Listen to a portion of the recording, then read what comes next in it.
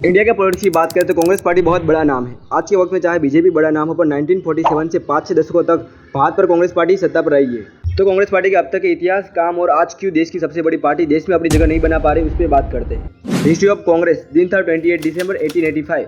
उस दिन 72 लोगों के साथ मिलकर एओ यूंग, दादाभाई नौरोजी और दिनसा वाचा ने भारतीय राष्ट्रीय कांग्रेस की शुरुआत करी थी। कांग्रेस उस समय भारत की प्रमुख और आज़ादी में सबसे आगे रहने वाली पार्टी थी।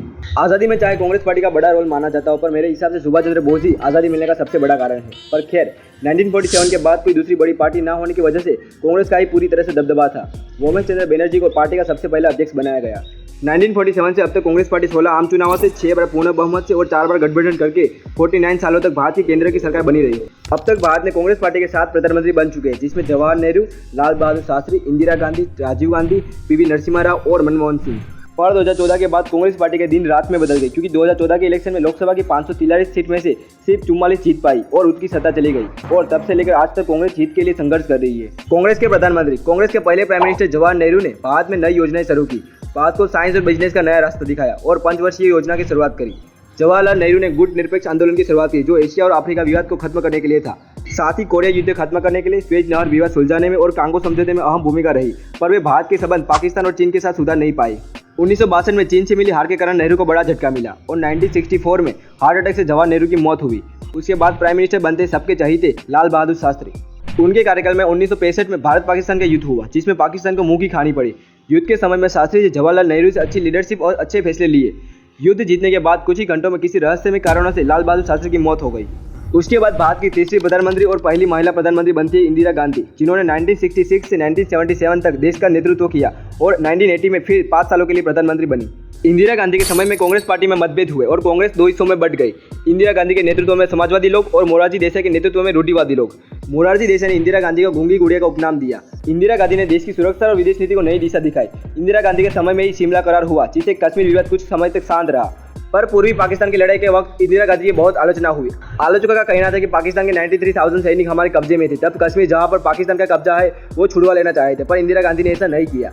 1974 में भारत ने सफल भूमिगत परमाणु परीक्षण राजस्थान के पोखरण में किया, जिससे दुनिया को हमारी शक्ति के बारे में पता चला। 1971 में इंदिरा गांधी का गरीबी हटाओ नारा काफी फेमस हुआ। 1975 के वक्त इंदिरा गांधी ने देश में इमरजेंसी जाहिर की। ऑपरेशन ब्लू स्टार के वक्त 490 आतंकवादियों को मारने के साथ 3,000 से ज्यादा आम लोग गोलीबारी में फंसे और सैकड़ों की हत्या हो गई, जिसका कारण इंदिरा गांधी को माना जाता है। और इसी कारण रोष के चलते उनके ही बॉडीगार्ड्स ने उनको गोली मारकर उनकी हत्या कर दी। किसी भी पॉलिटिकल पार्टी की अच्छी और बुरी साइड हमेशा रहती है। कांग्रेस भी अपने बुरे काम या कौभांड के बीच में हमेशा फंसती रही है और कांग्रेस के समय में भी बहुत से आंदोलन हुए। कुछ की बात करें तो जेपी आंदोलन, जयप्रकाश नारायण ने इंदिरा गांधी को सत्ता से हटाने के लिए संपूर्ण क्रांति का नारा दिया, जिससे लोगों का समर्थन भी काफी मिला। 1975 में लगाई हुई इमरजेंसी का आम जनता ने जमकर विरोध किया और उसके परिणाम 1977 में कांग्रेस पार्टी बुरी तरह से हार गई। 1987 में बोफोर्स घोटाले के मुद्दे में कांग्रेस विरुद्ध भ्रष्टाचार विरोधी आंदोलन चलाया गया, जिसमें कांग्रेस और राजीव गांधी का नाम आता है, क्योंकि तब वे प्रधानमंत्री थे।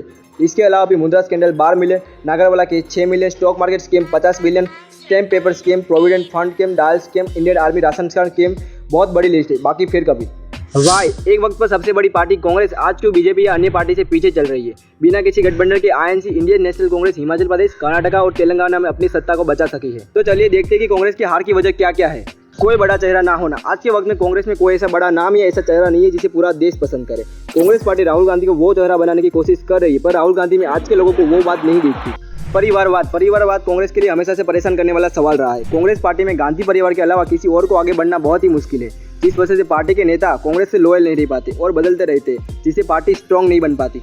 मोदी एरा, ऐसा कह सकते हैं कि पिछले 10 सालों में देश में मोदी एरा चल रहा है, जहां पर नरेंद्र मोदी के सामने खड़ा रह सके ऐसा ऑपोजिशन में कोई नेता भी नहीं है। और सबसे बड़ा सवाल ये है कि अगर बीजेपी हार भी जाती है तो सही में प्राइम मिनिस्टर कौन सही रहेगा देश के लिए, वो ही कांग्रेस को नहीं पता। और 2019 के बाद कांग्रेस सबसे बड़ी ऑपोजिशन पार्टी बनी रही, यही बहुत बड़ी बात है। अब 2024 के इलेक्शन आ रहे हैं और कांग्रेस और बाकी 32 पार्टियों ने इंडिया अलायंस नाम रख के गठबंधन किया है। देखना इतना है कि ये गठबंधन क्या मोदी अमित शाह की जोड़ी को तोड़ सकता है और केंद्र में अपनी जगह बना सकता है या नहीं। और अगर आपको ये वीडियो पसंद आया तो वीडियो को लाइक, शेयर और ऐसे ही पॉलिटिकल वीडियो के लिए चैनल को सब्सक्राइब करें।